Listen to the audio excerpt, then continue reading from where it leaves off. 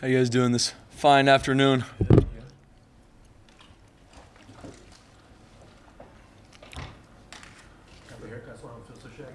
You look good, Ron. You look good. Sharpened up. You sharpened up. Just general Spence, how do you feel like it went on defense? Yeah, obviously frustrated on the result. You know, game one, there's so much prep that goes into it. And our guys worked their tail off, in so many facets of it, from the offseason to summer to fall camp, obviously preparing for the season. But there was a lot of prep we put into to playing that team, and we obviously did not play to the standard we want to play with by any means. I do believe our guys played very hard. You watch the game, like, our guys are fighting. And we just got to clean up the explosive plays and the communication, some of the eye control that hit us in that game. And there's plays that we have repped and all that, but it's executing on the field at that speed that we didn't do in critical moments, and there's some things that we're so much better than our guys see it, and now we just we got to put on film. So, but I know our guys played hard. I'm not going to take that away from them. They played hard. They kept swinging the entire game, regardless of the situation. We just got to clean up the explosive plays. You talked about the eye control, but the explosive plays, was there a common theme, a common denominator, common issue in here? A lot of it, explosive plays on defense usually comes from one of two things: a lack of communication or a lack of eye control. And then that leads to you not doing your job. If I'm supposed to cover that guy, if I'm supposed to play that gap, and that's what happened on the explosive plays that happened on Saturday. Either I'm supposed to be in the post and I wasn't in the post because I was looking at the wrong key, or I'm supposed to play this gap and I didn't play it. Whatever it might be, and it was at all levels, wasn't consistent. And so there's plays that are going really well and we're playing good football, but it's not consistent enough. And obviously it starts with me making sure that's trained from meetings to the practice field. In those big moments, the moments will become bigger than just doing my job, which is I'm supposed to read this guy. If whatever he tells me, then I can play off of that. And that was the common theme. It always comes back to one of those. It was there lack of communication, lack of eye control, and that leads to you not doing your job. Most of those explosive plays came through like the secondary, but then Coletto had that 1-yard rush through the gap. What did you see in that, and looking back at film, and what adjustments can you make in that regard? Yeah, that run play right there is a really good example. There's two guys had a shot to make that tackle. We didn't make the tackle. And so I'm supposed to fit a C gap, and we had two fitters, and we don't play. Obviously, and I say this, it all comes back to me. I got to find ways to put these guys in better situations.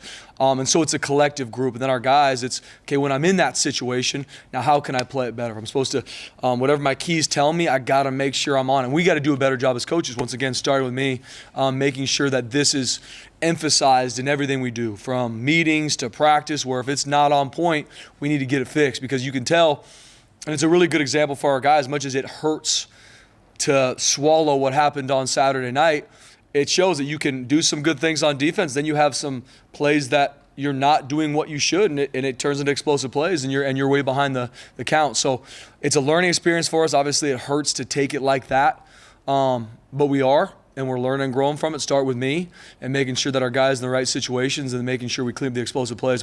But I am proud of the way our guys fought, and they did play hard. Linebacker was an area of concern coming into the year, but Eddie mentioned he was really impressed with those guys, especially Zeke and DJ. Mm-hmm. What did you see out of them? Yeah, I'm proud of how they played. Obviously, there's still some things they need to clean up and some things that we need to take a big step from week 1 to week 2.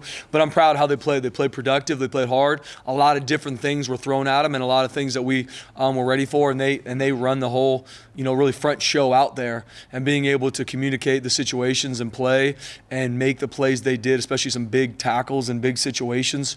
I'm proud of those guys. Obviously, we got to continue to make a big step, but I'm proud of how they played.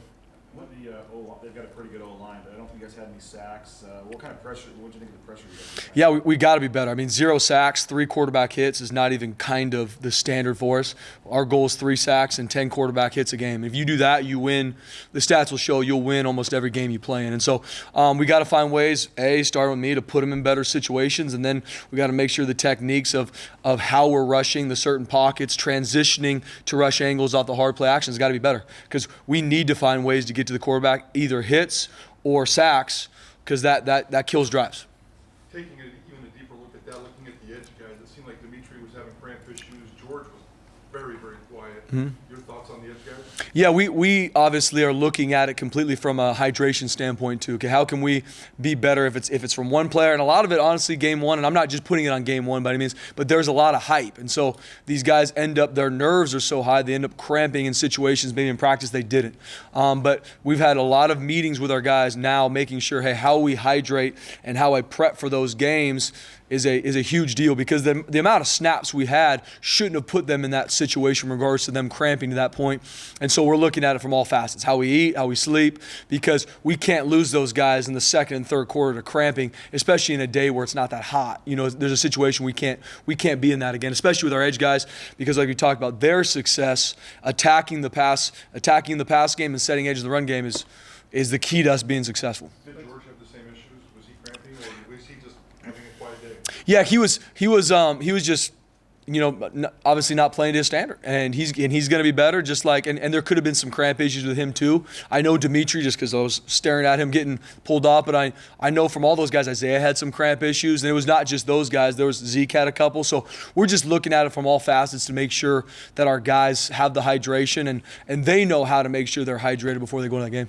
Did George say why he was struggling? Did he talk to you about it? Like, I can't get past this guy, or they're doubling me.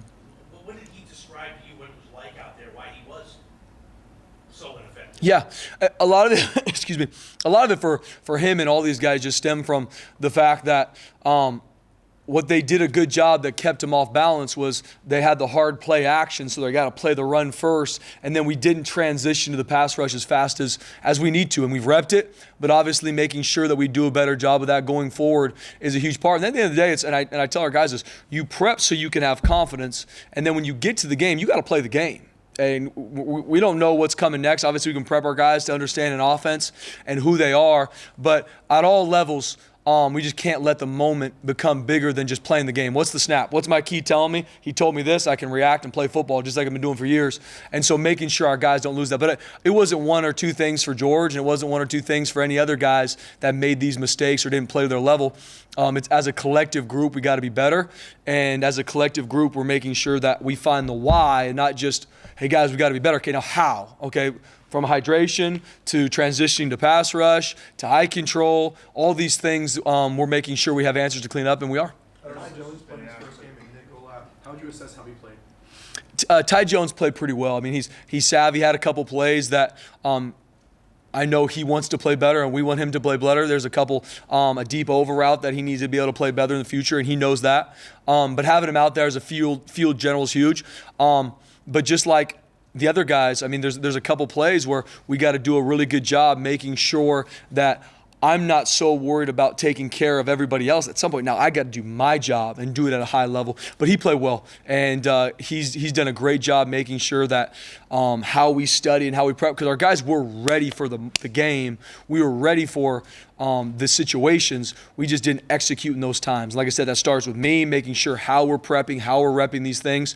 Actually, because at the end of the day, it doesn't matter. It can be the greatest thing in practice. If it doesn't translate to the game, it doesn't matter. I mean, we're judged on what happens on Saturday nights, and we got to be better and making sure that from the leaders to our guys that this is the first really games they play.